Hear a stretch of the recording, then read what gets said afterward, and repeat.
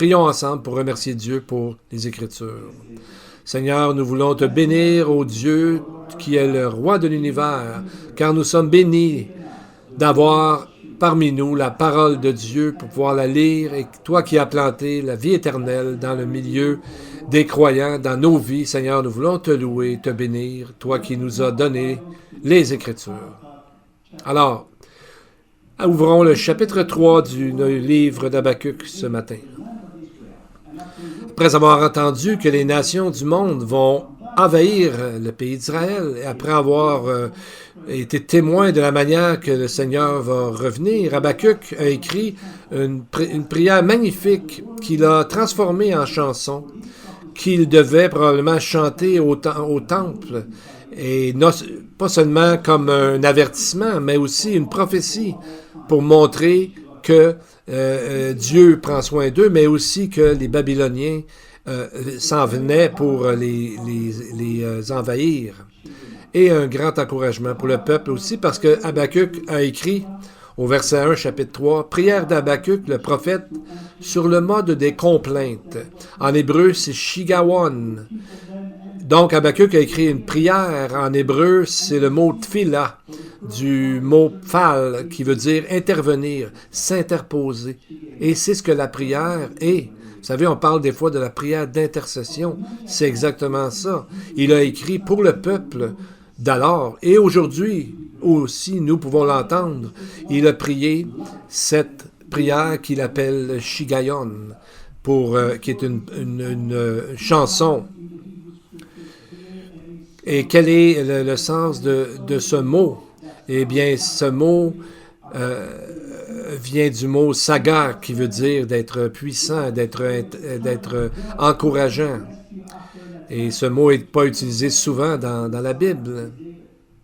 Et le psaume 7 parle un peu de la même chose. Quand David disait que des gens voulaient le faire disparaître, dans Habacuc, Dieu arrive après justement une tentative d'annihiler encore le peuple du Messie, de la nation d'Israël, parce qu'en voulant tuer David, dans le fond, ce que Satan voulait en arrêt de ça, c'est détruire la descendance et empêcher le Messie de venir. On sait bien que ça peut arriver parce que Dieu, bien sûr, est plus puissant. Et le mot Shiganot est une mélodie en français.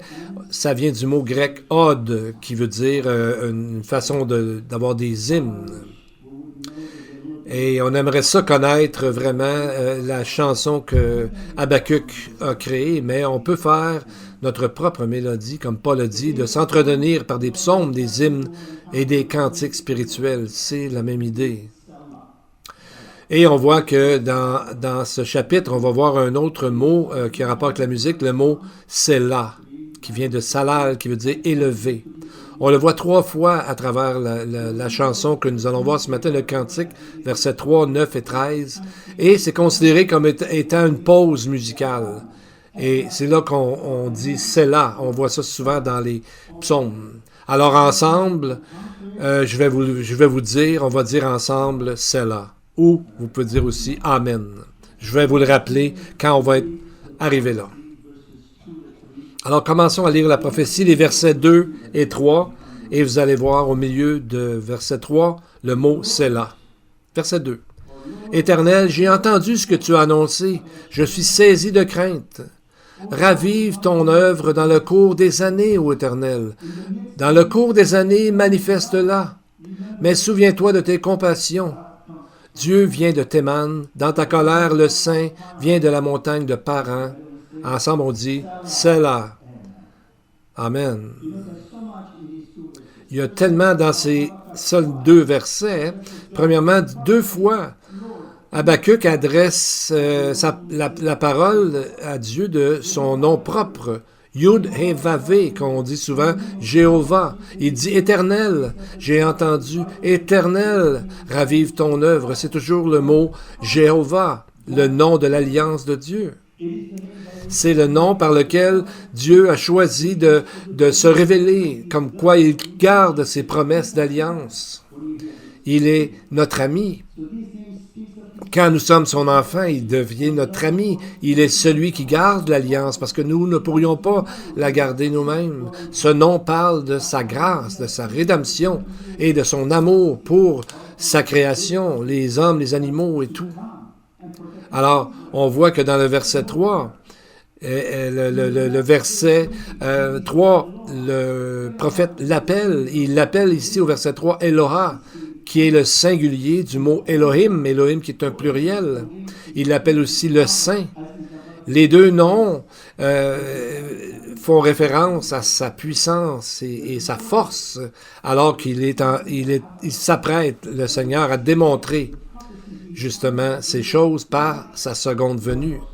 Donc on voit que cette prophétie, que peut-être on n'a pas lu souvent, mais qu'on est en train vraiment d'étudier, c'est vraiment au seuil de ce qui est en train d'arriver maintenant. Et c'est ce que le prophète a vu dans sa vision, dans ce que Dieu lui a permis de voir. Alors, où est-ce que cette expression, qu'est-ce que ça veut dire et à quel endroit dans le temps cela nous place exactement? Il y en a qui disaient que c'est un point milieu dans l'histoire entre Abraham et Jésus ou un point milieu dans toute l'histoire du monde. Mais on voit, comme certains rabbins ont dit, que après avoir vu le verset 3, qui parle aussi de la colère de Dieu, qui va avoir un temps spécifique où Dieu va arriver et montrer sa colère. Le Targum traduit cela, mais au milieu de ta colère, comme le texte nous a dit.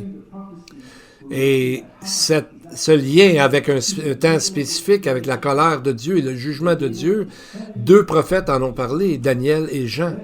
Et en comparant ces prophéties, on va voir qu'Habakkuk fait une référence, en fait, à ce que nous croyons être le milieu de la tribulation.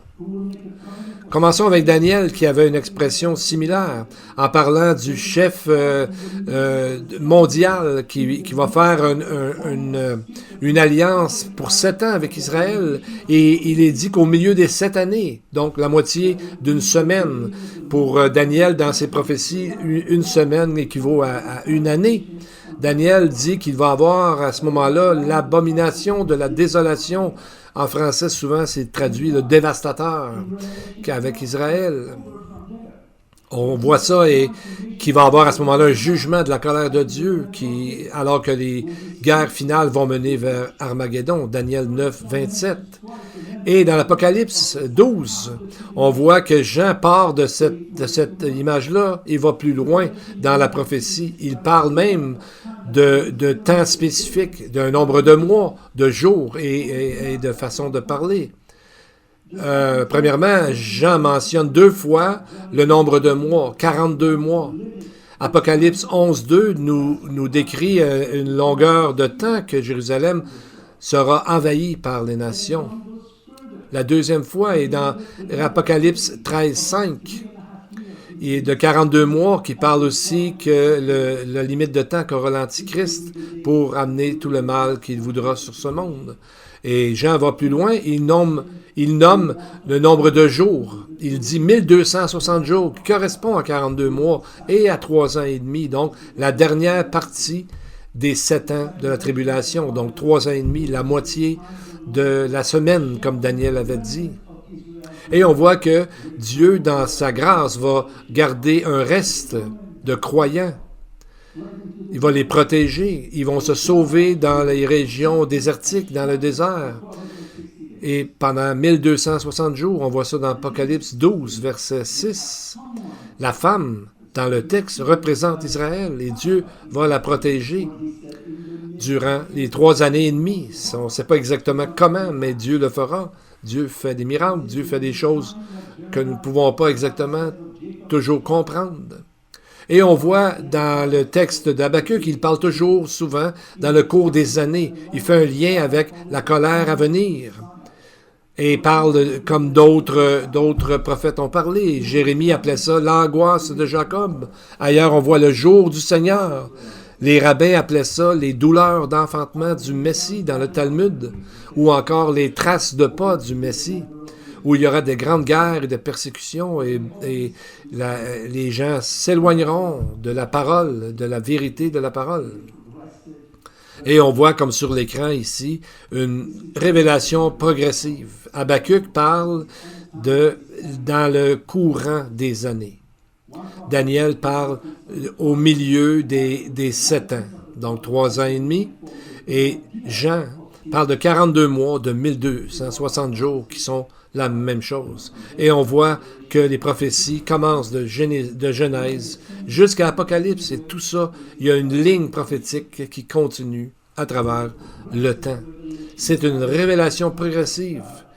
Et c'est comme un casse-tête qui vient tout ensemble. Nous, il nous manque des morceaux. On ne sait pas exactement parfois, mais Dieu sait exactement où vont tous les morceaux du casse-tête. Et quand ça va arriver, Dieu connaît. Et c'est tout. Il va arriver dans son plan qui est parfait. Amen. Quand on parle des dates, des jours, n'oubliez pas que c'est toujours selon le calendrier biblique qui est basé sur la Lune. 360 jours par année. Donc, il faut vraiment avoir ça en tête lorsqu'on calcule ces jours, ces années ou ces mois-là. Et on voit qu'Habakkuk prie dans la première mention, quand il dit « dans le cours des années », il dit « ravive, ravive-nous ». Et donc, il parle dans le fond, dans le cours des années, d'un réveil. Le hébreu pour réveil, c'est le mot « vie », « haya ». Donc, on voit que le Seigneur va emmener des millions à la connaissance du Messie, du salut avant sa venue. Et c'est ce qu'il va faire à travers les 144 000 Juifs témoins et ceux qui vont suivre. Ces 144 000 vont inaugurer le début d'une période de 7 ans en proclamant les Écritures comme jamais il a été fait avant dans l'histoire. Quand Jean a vu cette vision dans le temps de la tribulation, il a vu des millions de gens, il a dit une grande foule. Apocalypse 7, 9. Il a posé la question à l'ange, qui sont ces gens?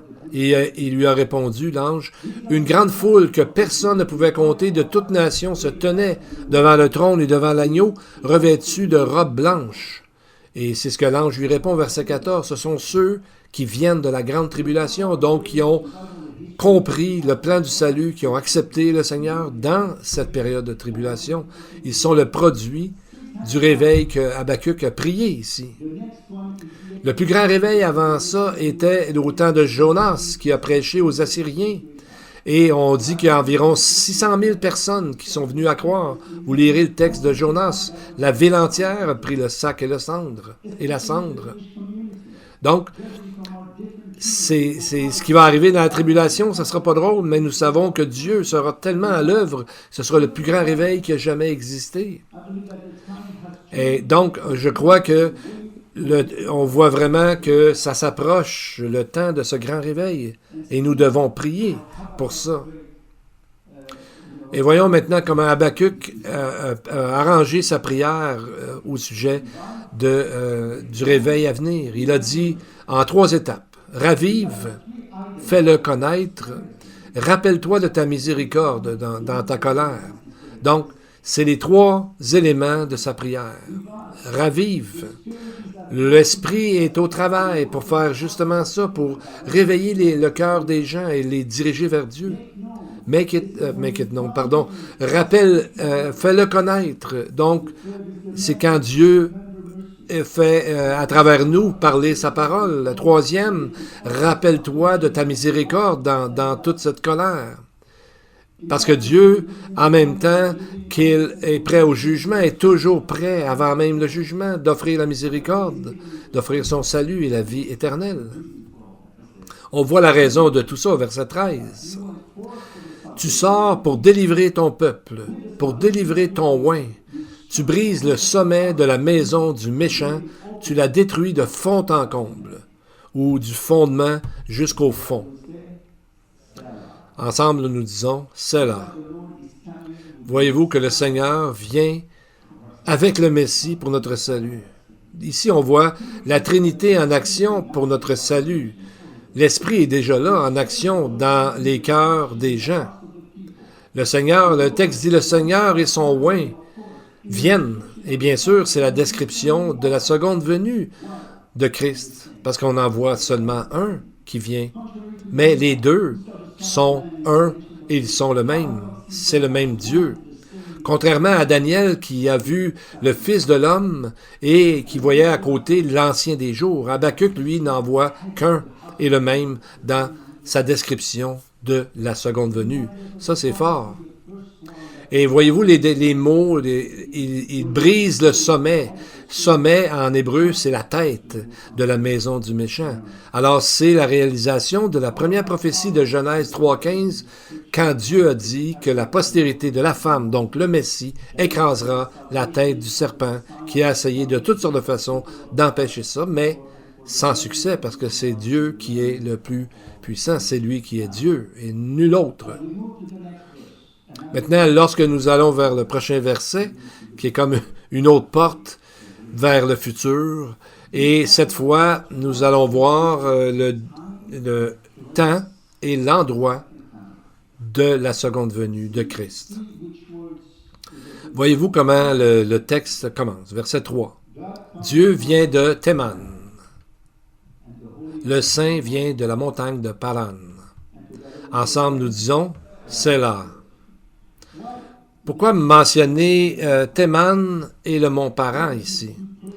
Où sont ces deux endroits et qu'est-ce que ça a à voir avec la seconde venue de Christ? Et ici encore, il y a quelque chose de vraiment magnifique. On va apprendre que la deuxième venue de Christ est aussi comme un deuxième exode pour Israël et pour nous aussi en même temps. Bien, on va commencer par situer ces endroits dans la Bible. Paran, c'est l'endroit qui représente un désert. Donc, c'est la porte de la terre promise. Paran, Théman est encore plus précis, c'est un autre nom pour Édom, ou la cité de Bosra en hébreu, ou Petra. Petra est le mot grec de la ville de Bosra en hébreu, et la plupart des rabbins qui ont interprété Habakkuk ont compris cette façon de faire comme le chemin que le Seigneur avait déjà pris pour aller au mont Sinaï lorsqu'il a voulu donner la loi à Israël. Habakkuk dit que le Seigneur vient de Paran et de Théman avec son armée et avec le reste des croyants, le reste d'Israël, et il s'en va à Jérusalem sur le mont des Oliviers. Ça vous rappelle quelque chose? Pour être là et sauver Jérusalem au milieu des nations qui l'ont envahi. Donc, on voit, c'est comme s'il les ramenait encore une fois dans la terre promise, comme un deuxième exode. C'est fort comment le Seigneur lit toutes ces choses en même temps.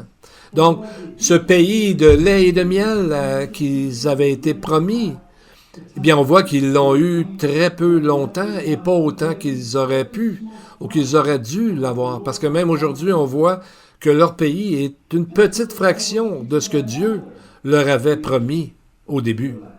Donc, on voit qu'ils seront menés par le Messie pour aller dans cet endroit-là. Il sera protégé justement par le Messie et l'entrée du pays. Voyez-vous le lien très fort avec le texte d'Hébreux 4, verset 8. « Car si Josué leur eût donné le repos, il ne parlerait pas après cela d'un autre jour. Il y a donc un repos de sabbat réservé au peuple de Dieu. » Donc, Josué a amené Israël dans le pays, mais il ne pouvait pas purifier leur cœur et leur donner une paix éternelle. C'est exactement pourquoi que le Messie vient pour donner la paix éternelle et purifier les cœurs. C'est ce que les prophéties nous disent. Et il y a encore une autre entrée dans le pays qui va arriver durant la deuxième venue, qui est expliquée ici par Habakkuk. Et on voit que le Seigneur prend la même route que lorsque il y a eu le premier exode vers la terre promise. La terre promise pour les croyants aujourd'hui, c'est quoi? Le ciel. Donc on voit que à ce moment-là, ce qui va arriver, quand on va entrer dans le ciel, lorsqu'il y aura le dernier prophète, la dernière personne non juive qui va croire, bang, nous allons entrer dans le millénium directement. Et ce sera Jésus qui sera là avec nous. Et le message vraiment nous parle de cette ville, Paran. Dans l'Exode, après qu'Israël a été près du mont Sinaï pour environ 1 an, ils sont passés à travers le désert de Paran en faisant sonner les trompettes avec une grande joie. Mais le voyage qui aurait dû durer 11 jours leur a pris 38 ans. 38 ans au lieu de 11 jours, c'est beaucoup. Kadesh, ça veut dire sanctuaire, un endroit saint. C'était un endroit de préparation, d'encouragement, d'excitation. C'était exactement à la porte de la terre promise. Ah, leur vie était pour changer, mais malheureusement, le péché est arrivé dans l'image, si on veut, dans l'histoire, et Kadesh est devenu une place de décision, d'indécision, de combat, d'épreuve et d'attente sans cesse. Donc, c'est le mot Kadesh, au départ, qui voulait dire quelque chose de positif, est devenu Kadesh Barnéa, une nouvelle façon de dire, dans le fond, le sanctuaire du vagabondage total, ou on pourrait dire en québécois, de tourner en rond. Parce qu'ils ont toujours, ils allaient là et à gauche, à droite, mais ils retournaient toujours dans leur base. Ils ne pouvaient pas entrer dans la terre promise tant que les gens qui avaient douté n'étaient pas morts. Et l'autre génération est entrée dans la terre promise. C'est merveilleux d'aller voir ça dans le livre de l'Exode. Ça leur a pris 38 ans, ce qui aurait dû prendre quelques jours, moins d'1 mois. L'Israël, à ce moment-là, et comme le monde aujourd'hui, on peut dire on voit que c'est le même genre d'affaires. On est dans Kadesh Barnéa. Ils ne pouvaient pas rentrer parce qu'ils ne croyaient pas. Ils n'avaient pas cru. Ils avaient douté. Dieu leur avait dit d'aller dans le pays, mais ce qu'ils ont fait, ils ont envoyé des espions. Donc, le côté humain a embarqué pour dire on va être sûr. Mais Dieu leur avait promis. Donc, ils n'ont pas vraiment cru. Et les deux seuls qui ont cru, c'est Caleb et Josué. Et on a déjà dit dans une étude précédente, Caleb n'était pas totalement juif. Josué, oui. Donc, ça donne l'image, un juif et un non-juif qui sont entrés dans la terre promise. Vraiment une image de l'Église d'aujourd'hui. Donc, on voit la puissance du Seigneur au mont Sinaï, qui est dit dans Nombre 10 que les enfants d'Israël sont partis du désert de Sinaï selon l'ordre fixé et que la Shekinah Glory, la gloire de la Shekinah, qui est l'Esprit Saint, était et s'est arrêtée où? Dans le désert de Paran. Dieu était là.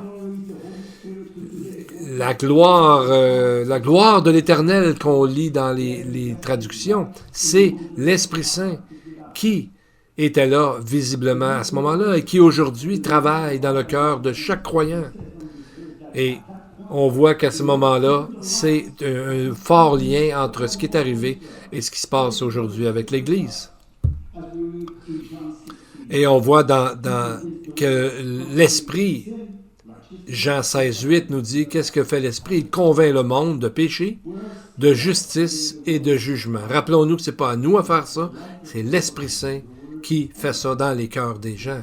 Qu'on le voit ou non, nous savons que c'est une réalité que Dieu fait. On est toujours, présentement, en 2024, dans les régions sauvages de Paran, une façon de parler, mais nous avons la lumière de Dieu avec l'Esprit qui nous guide vers cette terre promise. Donc,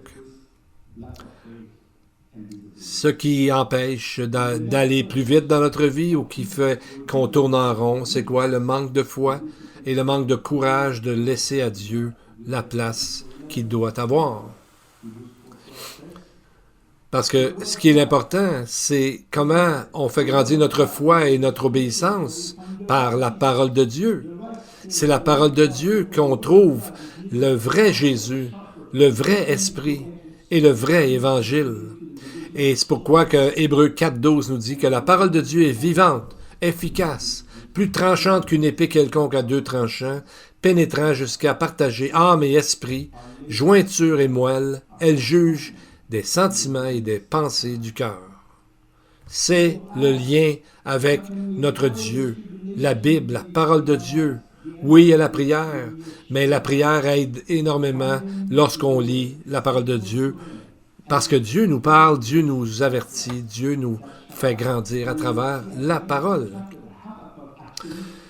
La prochaine étude, on va voir vraiment plus en détail la prophétie de la seconde venue de Jésus. On voit que malgré que tout ce qui va arriver, le prophète Habakkuk est calme et maintenant il a posé des questions à Dieu. Dieu lui a répondu par des prophéties et maintenant on voit que le prophète est en repos dans son âme parce que Dieu lui a montré qu'est-ce qu'il était en train de faire, ce qu'il avait besoin de savoir. Maintenant, on va aller voir ce qui a rapport avec la mention du nom Théman. Et on peut se demander qu'est-ce que les Juifs font ici à Théman, juste avant la deuxième venue. Bien, on trouve ça, la réponse, dans le livre de l'Apocalypse. On voit dans l'Apocalypse 12, où est-ce qu'on voit une histoire qui regarde Israël et le Messie. Il nous est dit que Satan et toutes ses hordes de démons sont précipités sur la terre. Apocalypse 12, verset 13, et qu'il poursuivit la femme. En fait, c'est plus le mot persécuté qui est cette femme, c'est Israël. Alors Israël devient leur principal focus. Et ils veulent, les démons et Satan, détruire Israël. Pourquoi pensez-vous qu'ils veulent détruire Israël? Pourquoi Satan veut détruire Israël? Bien, parce que Jésus a donné une condition. Il a dit qu'est-ce qui arrivera à sa seconde venue. Matthieu 23, 39. Je vous le dis, vous ne me verrez plus désormais jusqu'à ce que vous disiez, béni soit celui qui vient au nom du Seigneur. Ça vient de Psaume 118, 26. Et c'est là que les chefs, et c'est là et seulement là que les chefs diront, béni soit celui qui vient au nom du Seigneur, que Yeshua HaMashiach reviendra les garder, les bénir. Et à ce moment-là, on voit que c'est à ce moment-là que Jésus reviendra une deuxième fois, que les forces du mal ont déjà commencé à focusser sur Israël, mais dans les temps de la tribulation, ça va être encore plus grave, ça va être encore plus sévère, encore plus pire que maintenant. Et c'est pour ça qu'il y a tellement d'antisémitisme. Ça explique aussi, dans le passé, pourquoi les nazis ont essayé de faire disparaître le peuple de Dieu au moment juste avant qu'ils étaient pour retourner dans leur pays. 4 ans plus tard, ils sont retournés. Et c'est pour ça, encore aujourd'hui, que tout le monde se dresse contre le peuple d'Israël, contre les Juifs. Cette source, au fond, est démoniaque. On ne dit pas ici que les Juifs sont parfaits, mais derrière ça, il y a une bataille spirituelle. C'est vraiment démoniaque.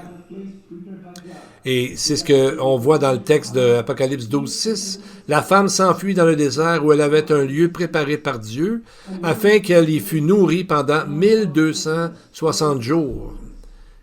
Et quel est cet endroit que Jean appelle la région sauvage, ou le désert? Bien, cette région de Pétra et Bosra, on va apprendre que Moïse nous apprend, et par Ésaïe, que c'est vraiment un endroit dans le désert, dans un endroit désertique.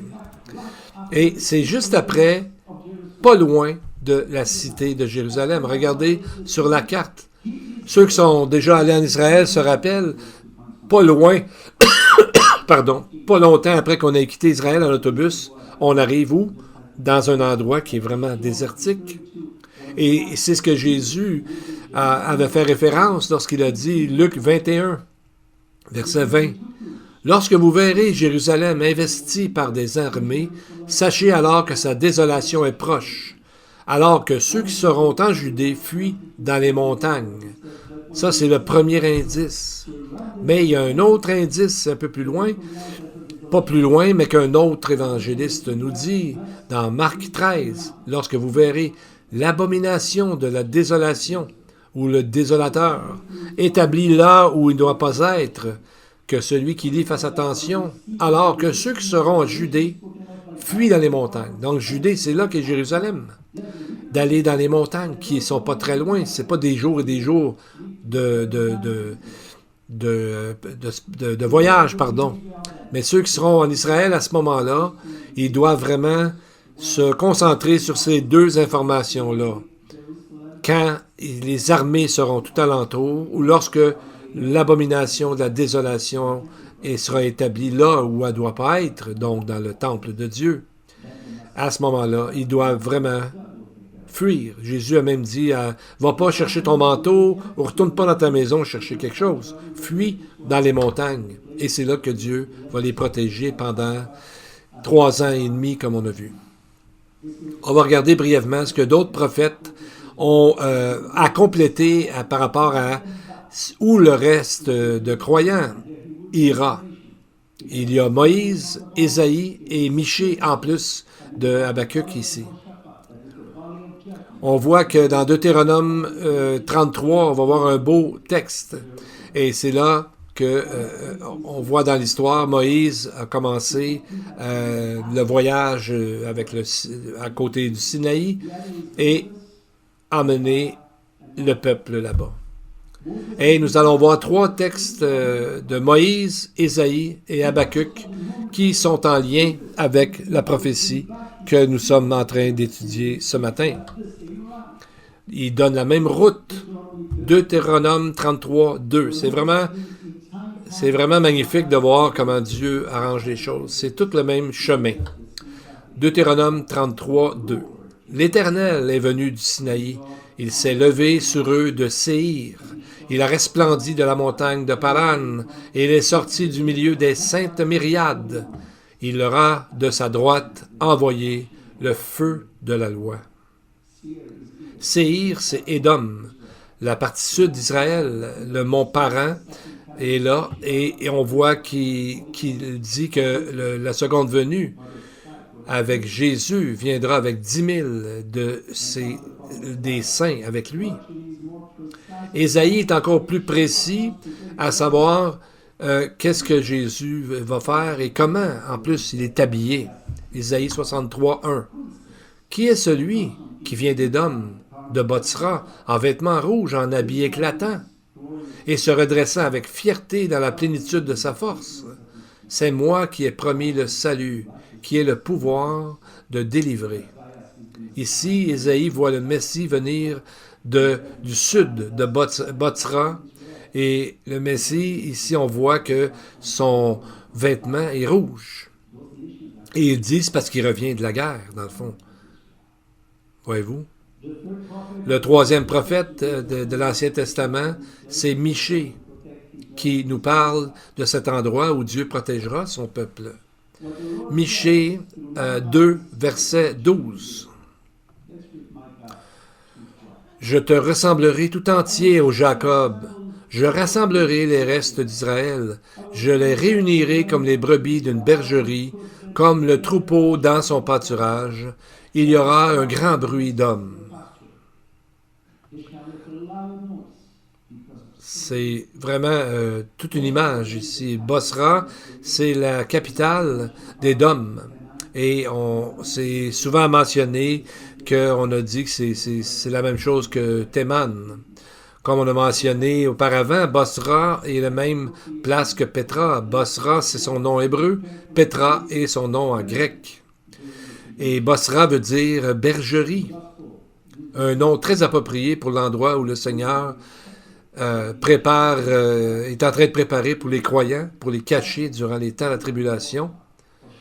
Et je suis certain qu'il va y avoir beaucoup de choses à manger, bien sûr, parce que Dieu prend soin des siens. Donc, on voit que Dieu, rien ne lui échappe et il protège ses enfants. Il dit, je te rassemblerai tout entier, ô Jacob. Je rassemblerai les restes d'Israël. On voit que ces mots, ici, sont adressés au reste d'Israël. Remnant en hébreu, c'est Séhérit. il y a un côté triste à ce mot. Ça veut dire le reste de peu de gens, le reste des survivants, dans le fond. Je ne sais pas ce qui est arrivé avec son ordinateur, mais c'est rite. C'est ce qu'on dit, c'est ceux qui vont survivre. Donc ça veut dire qu'il va y avoir beaucoup qui vont mourir. Ça vient du mot Sa'ar, qui veut dire ceux qui ont été laissés derrière, qui ont été rejetés, mais qui sont ceux qui connaissent leur Dieu, ils connaissent le Messie d'Israël comme Dieu le montre, qu'il va avoir plusieurs gens qui vont se convertir avec les 144 000 Juifs qui vont témoigner justement de l'amour de Dieu. On voit que Dieu est toujours à la recherche de quelqu'un qui veut ouvrir son cœur et comprendre que par la foi, au sacrifice de Jésus, nous pouvons avoir la vie éternelle et d'être protégés par Dieu dans cette vie ici déjà, malgré qu'il y a des difficultés, et dans l'éternité pour toujours.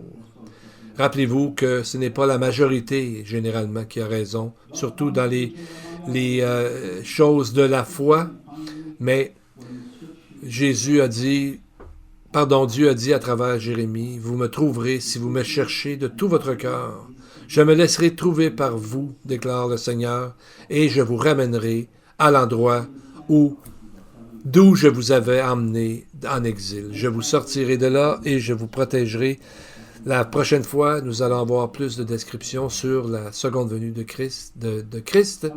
Courbons nos têtes et prions ensemble. I will begin by praying part of a Hebrew prayer called the Yotzer, which brings out the power of God. Blessed are you, O Lord our God, King of the universe, forming the light and creating the darkness, making peace and creating the universe. With mercy, giving light to the earth and to those dwelling upon it. And in your goodness, daily renewing the works of creation. How wonderful are your works, Lord. You did all things with wisdom. The earth is full of your creatures. O sublime King, he alone is from everlasting. And so, Lord, today we ask that you remind us that to be still and to know that you are God. Remind us that you are the Lord of hosts and that you are with us. And for those here today, Lord, needing this very present help in trouble, I ask that you display yourself to them, dislodge fear from them, multiply grace and peace unto them. Today, we've seen your presence in your word, how you are so patient, not wanting that any should perish, how loving you are toward Israel, toward ourselves, toward this world. Lord, you are our inheritance and hope. Thank you, Father, for your love and compassion. Thank you for keeping your covenant with us.